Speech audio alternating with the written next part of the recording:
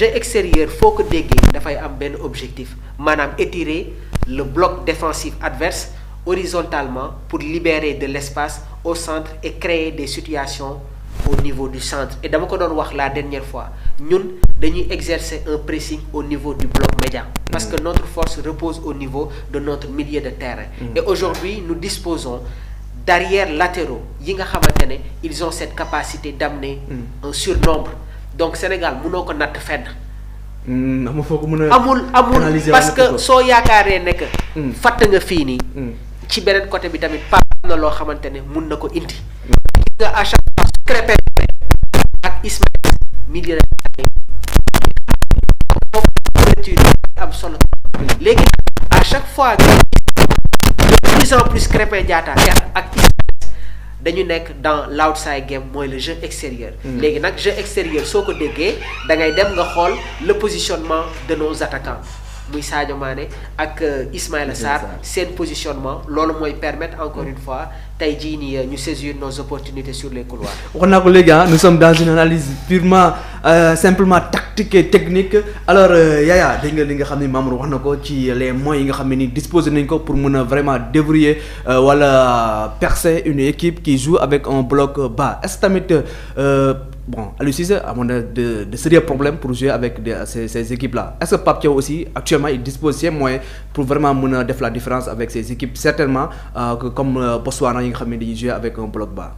amoon nañ problème dans le passé comme ni ko Mamour waxee. pour mën a contourner un bloc bas parce que lu ñu doon yóbbu à l'attaque moo doyloon. mais avec Pape Thiaw gis nañ mu jël risque dugal 4 attaquants ci benn match. waaw tu te dis que mais bon coach bi lan lay xalaat. on a vu un système 4-2-4 mais aussi avec Pape Thiaw on a su voir un système 4-2-3-1.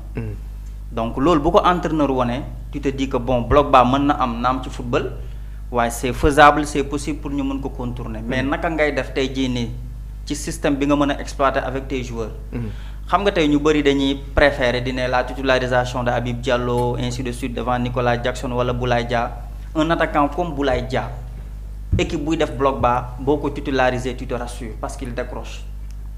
day jëli bal bi ci milieu terrain bi bu ko defee lan la mooy am day déplacer les défenseurs les centraux da leen di déplacer latéraux yi bu ñu bëggee yëg mënul nekk parce que sa piston yi dañuy yëg. El Hadji Malick Diouf du taxaw Krépin Diatta du taxaw techniquement ils sont bien. mën nañ def jeu interne mën nañ def jeu externe donc bal bi du mën a taxaw bal bi bu taxawul loo bloc bas da ngay cédé bi ñaar yi moo koy mën a indi da ngay créer penalty boo mënta créer penalty nga créer faute bu jege sa camp wala nga am carton rouge. loolu mooy mën a am contre la Mauritanie premier but Sénégal bi lan la du coup franc. oui c'est parce que système bi mauritanien doon jouer ak Sénégal dañ doon mel ni dañ leen doon xëcc comme bloc bas mais bu ñu amee bal bi. dañuy football ils sont dans le jeu dañuy répondre à l'appel. donc il fallait que tey jii nii Sénégal naxante ak ñoom ba dugg ci seen zone mën leen déjouer créer benn déséquilibre loolu la ñuy ne déséquilibre foog nga mëne la bataille du milieu de terrain. boo mënee la bataille du milieu de terrain nga orienter le jeu ci côté yi. boo orienter jeu ci côté bi xamoo nan ngay def. boo orienter jeu bi ci côté bi xamoo nan ngay def nga réer. tu mets la gestion du pressing devant. nga mën a contourner bloc bi loolu bu amee bal bi dañ koy sànni Sénégal Brésil lan moo am dañ ñoo pressé. oui ba ñu pressé. lenn mooy mun a am mooy gardien bu mun balu pied moo la siy génnee malheureusement. mais malheureusement oui. après gars yi réer jaxasoo am. parce que défense bi nekkuloon di retrouver wu. te c'est parce que Sénégal mu ngi doon jouer bloc bas. mu ngi doon jouer pressé nañ ñu bloc bas am na.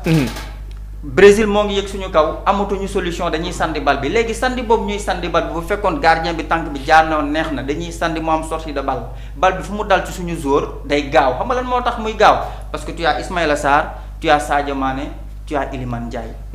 te Iliman il peut éliminer 2 à 3 jours. Abdourahmane. waaw Yaya gis nga Abdourahmane. oui li muy wax nii démb dama poser question bi coach Ali mu jox ma benn compo 101 numéro 9. si laa xoolee bon coach écoute le Sénégal a l'habitude de jouer avec un numéro 9 traditionnel. ma ne ko ci match boobu noonu ça n'a pas marché mu ne ma Mamour attention du attaque bi moom moo doxul mais on avait des problèmes sur des sorties de balle mu ne ma bi ñuy jouer contre Brésil Sénégal mënul woon def 3 passes. parce que soo ko defee équipe Brésil bi day jël balle bi. muy noonu léegi xam nga situation bi fan lañ ko waroon changer wee suñu amoon un bon relanceur parce que équipe Brésil bi leur défense ils étaient à 4 ci ginnaaw et ñun tamit si kaw quasiment foofu amul woon infériorité donc si on avait de bonnes relances day nekk xëccoo foofu. ci loolu Mamour doo avancé du ma bàyyi nga dem parce que dama suivre un jour Guardiola mu ne relance yi day commencer par le gardien donc moom mooy commencer relancer mais nous avons un problème avec Edouard Mendy bien que c'est un très grand gardien très bien aussi ci dans les buts mais problème relance daf ko am est-ce que tamit loolu nekk handicap parfois ci match yi. waaw xam nga football dafa am foo xamante ne foofu la toll mooy le gardien est un élément très important. Effectivement on parle de Pep Guardiola parce qu'il avait Ederson qui est un gaucher capable de te délivrer des passes décisives. Manuel Neuer c'était la même chose. mais dafa am ay góol yoo xamante ne leur fort si seen ligne la Edouard quand il est sur sa ligne il est très fort. Il a toujours eu des problèmes pour se relancer bi muy nekk Stade de Reims laataa muy ñëw Chelsea loolu tamit je pense que du ma ne dañ ko koy baal mais ça fait partie de ses lacunes. lépp mënul parfait mais nag je pense que war na si amal ay quelques améliorations. parce que bis bu ñuy jouer ak les équipes européennes ils vont adopter le même système qu'avait proposé Carlo Ancelotti face au Sénégal. léegi nag dafa am ay schéma yoo xamante ne dañ koy travailler à l'entraînement ñun xamuñu ko c'est-à-dire contre le Brésil xamuñu woon exactement lan la Pape Thiaw liggéeyoon sur les sorties de balle. et da nga doon gis tout le temps malgré la pression brésilienne Sénégal dañu doon jéem a insister sur les sorties de balle parce que loolu la ñu liggéey à l'entraînement. léegi nag am na loo xamante ne soo ko liggéeyul soo ko jàngul pour nga tari ko dafay xaw a metti mais da ngay gis ne que l'équipe nationale du Sénégal insiste sur les sorties de balle ma joxaat la beneen exemple. ñi ngi wax daaw Manchester City dafa amoon problème parce que Manchester City dañu amoon un facteur X au niveau du milieu de terrain c'était Rodri. et Pep Guardiola d'après ses consignes soo demee nga seetaan entraînement wu City da doon insister que défenseurs centraux yi suñu paasante bal bi laataa muy génn foog mu jaar ci tànku Rodri après nag si la ñuy commencer di gis élaboration bi jeu de possession bi. mais Pape li mu njëkk a def mooy dafa insister sur la productivité dans le jeu et aujourd'hui l'équipe nationale du Sénégal propose cette belle qualité de jeu de possession réclamée par ce public. yaa ngi dégg léegi nag match bi ñu joué contre le Brésil daf ñu servir d'exemple parce que Pape a eu des idées xam na exactement nan la ñu war a footballer avec les équipes européennes. mais ni ñuy footballer ak équipe européenne yi bokkul ak ni ñu war a footballer ak les équipes africaines. et dama la koy wax match de référence bi day nekk match bi nga xamante ne joué nañ ko face à la RDC.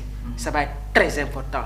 et dama la koy wax encore une fois fii nii le Sénégal ci match de poule yi match bi gën a compliqué. ce sera l'entame de la compétition face au Botswana. parce que gis nga man dama gëm la philosophie allemande équipe soo ko mënee da nga koy écraser. il ne doit pas y avoir de calcul. équipe soo ko mënee da nga koy écraser. alors moi je suis d'accord. est-ce que yaa ngi dégg donc man j'aime bien cette philosophie de la Mannschaft. et Pape ñun ñëpp xam nañ ne que c'est un adepte la dans la structuration du jeu. Très bien. Aujourd'hui, s'il convoque 10 attaquants, moi j'en suis sûr qu'il n'aura pas de peine pour nous mettre 4 attaquants ci kanam. yaa ngi woon ci analyse bu am solo ci naka la ñu mën a def ba mën a contourner benn bloc bas waaye it ban disposition la ñu war a mën a mettre en place pour jouer face à ces petites équipes là. waaw Abdourahmane je disais que par rapport ak cas yooyu comme ni ko Mamour conclure foog nga am ay attaquants yi nga xamante ne li ngay xaar ci ñoom day bari. mooy du doon rek taxaw xaar bal bi dugal. mais dem jëli bal bi football bokk ci jeu bi mën a développer jeu bi mën a libérer ailes yi excentré mën a décrocher nu mu leen neexee. Ismaïla Sarr boo ko gisee Crystal Palace moom ak Jérémy Pino je pense que loolu la Mamour. day décrocher ñoom ñaar ñu ànd ci milieu terrain bi mais gis nga perte de balle bu amee ñoom ñu récupérer balle bi di def contre. mais ñoom dañuy tas ay flèches la ñuy doon. donc cette vivacité même boo ko xaarul ci Sadio Mané mën nga ko am ci Iliman Ndiaye. ndax Sadio mën na permettre ak moom. ñëw ci milieu terrain bi Iliman dem de l'autre côté mais loolu bu amee attaquant bi Nicolas Jackson il est libre bu defee appel contre appel comme dans ses habitudes day perturber défense bi y aura déséquilibre forcément. retrait bu fa fekkee ak joueur bu mu mën a doon muy milieu terrain ak joueur bu mu mën a doon da koy exploiter facilement.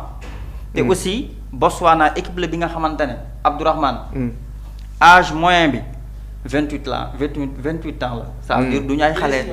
comprendre nga li ma la du ñu ay booy.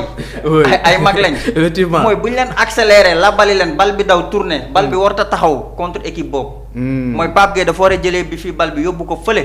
Crépin jëlee ko fi yóbbu ko fële bu ñu ko defee benn ñaar ñett dañuy bàyyi mënuñu dem ba football ba 30 minutes de jeu fekk jëluñu bi bu ñu teniree première mi-temps bi deuxième mi-temps bi dañuy jël bi yu bari loolu man maa la ko wax bal bi bu taxawul. donc dans les premières minutes mun na benn pressing bu intense. dans les premières minutes mooy yoon parce que dañuy répondre à un système classique mooy 4-3-3 la ñuy football ñoom. dañuy répondre à un système classique 1 contre 1 lay doon da ngay jël Abdourahmane Mamour jël Omar.